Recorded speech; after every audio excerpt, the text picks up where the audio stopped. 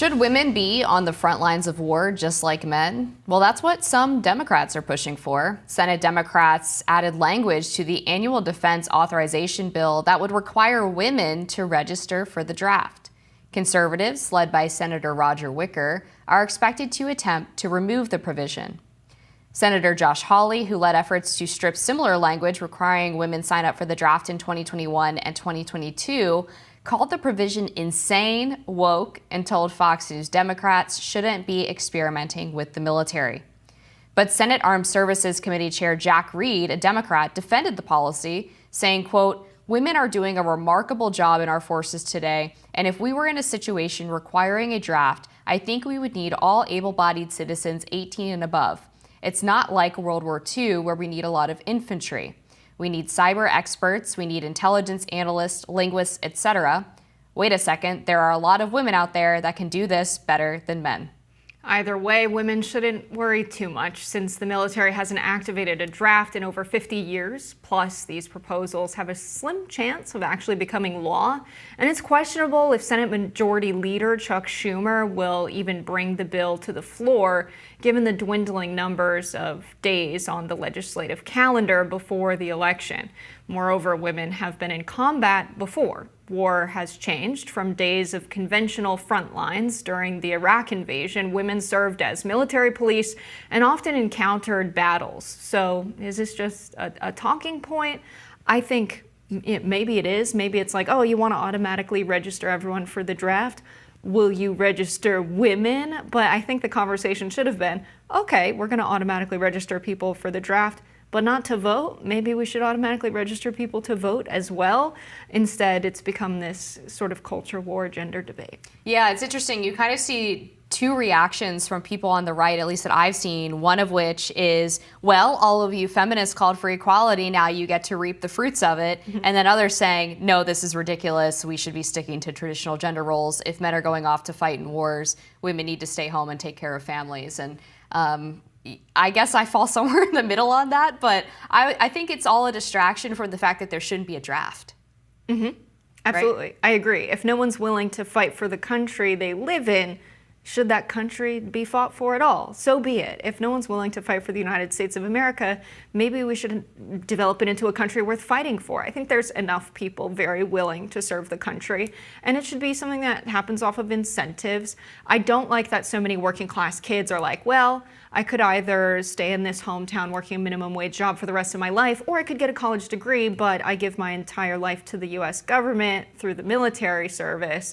That's not a great decision. I don't think that should be a decision anyone ever makes, but I also don't really think we should have a draft. I mean, we should maybe end it before we have the technology to clone people and the empire can take over. It's a little Star Wars for you, but I don't think we're going to get to that point. I think what's going to happen is this doesn't end up being on the floor. Yeah, I think at least when people are choosing to join the military for economic reasons or to get away from their hometown to have some kind of future career, I mean, at least there's ostensibly a choice there. But with the draft, I mean, the reality is the elites are still not going to be subjected to it because there are all kinds of ways that people can wriggle out of it, and all of the exceptions to being drafted outside of things related to like being a mother are people who are going through higher education or are serving some other purpose here in the country.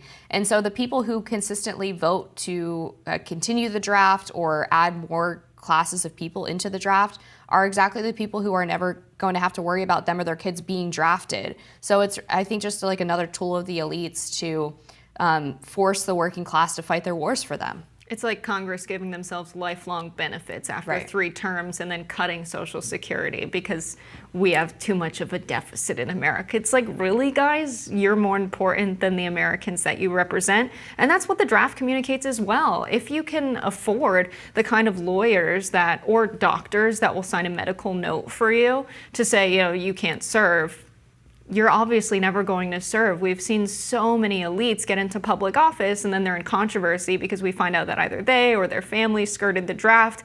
And I think to say, okay, we need to send women off to the draft as well, this comes on the heels of recruitment numbers being incredibly low and the military getting so desperate that they're hiring ridiculous people on TikTok to make these very strange, like thirst-trappy videos. Yeah. There's a Twitch streamer who wears kind of like revealing and tight clothing that has been reported to be on the payroll of the recruitment offices. And so they're getting kind of desperate. And I really think you need to make the country worth fighting for. You need to make it something that's honorable and attractive, not just something that you force the working class of the country to do. We used to have people who would lie about their age for the sake of joining the military because they wanted so badly to serve their country. And now we're in this recruiting crisis where they're trying to both draft women and then they're allowing non-citizens of the United States to serve in the military because they're so desperate for bodies. And some of these recruitment methods, I think, totally miss the point. As you said, like there's some weird thirst trap stuff going on. There's members of the Navy doing like drag queen routines, and then at the end, they're revealed to be like an official representative of the U.S. Navy. And it's like, okay, you can do that on your personal time, but I don't know how many like drag queens are clamoring to serve in the Navy. I don't think that's going to really help you make up the deficit in recruiting that you're trying to make up for. Maybe we should be focusing on building back patriotism and teaching people that it is okay to be proud to be an American. And also, I mean, of course, making the country worth fighting for as well. Yeah, we see the result of foreign policy under the Biden administration, but it's not just a Biden thing. We've seen the foreign policy of people who come from this class of elites that benefits from multinational corporations being protected abroad. And the U.S. military has been used so many times to fight the wars of the wealthiest people in our country. I think everyday working class people don't really care that United Fruit Company doesn't have a ton of land in Guatemala that they can cheaply produce and extract bananas from. That's not the type of situation where everyday working people are like, yeah, you know what? United Fruit Company should be able to profit off of the exploitation of working people and land in Guatemala. No, we want health care. We want a decent living. We want a good education for our kids. That's where we want to see public dollars going, not these covert operations that end up leading to huge military conflicts and wars that working people are sent off to go and die. Why? Because a few rich guys that used to represent these corporations at Sullivan and Cromwell are now the head of the CIA and Secretary of State, the Dulles brothers. It's just, I think people are at a point where they've seen the resources of our country used to benefit the elites, and that includes the military. And when you make, the calculation, is this something that's worth dying for? I think a lot of people are saying no, because what war would I go off to fight? Right. Yeah. There's a lot of veterans who tell me that they're very disillusioned with the state of foreign policy in America. A lot of them, of course, were really disturbed by the way that the withdrawal in Afghanistan was conducted, which, of course, led to the tragic death of Marines and the suicide bombing at the Kabul airport. And they're like, we were there for decades, and the hasty withdrawal meant that the Taliban took over anyway. So what did we all sacrifice? Our time at home, our families, and some of us, our lives, to go over there for? What was the whole point of that? And I think you can make a comparison between World War I and World War II, where it felt like we were actually fighting for something important, something that was vital to American interest and really the interest of humanity. And now it's these wars over oil and wars over the leader that somebody elected in some country we don't like, and so we want to install a different leader because they're more useful to whoever is in power.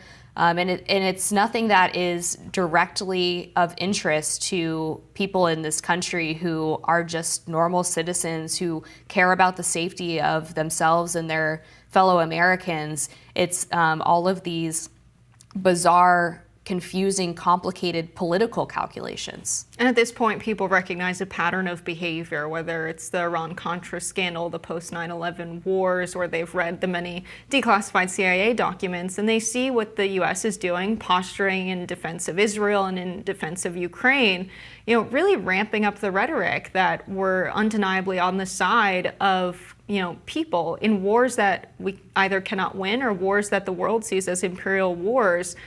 And they're jeopardizing the working class people by ramping up that rhetoric. And I think people see it happening, and it's just another reason they don't want to sign up for the military, and they definitely don't want to draft. Well, I'm just glad that we did not get drawn in by this distraction of a debate over women joining the draft, because it's obviously way deeper than that. No, we're better than that.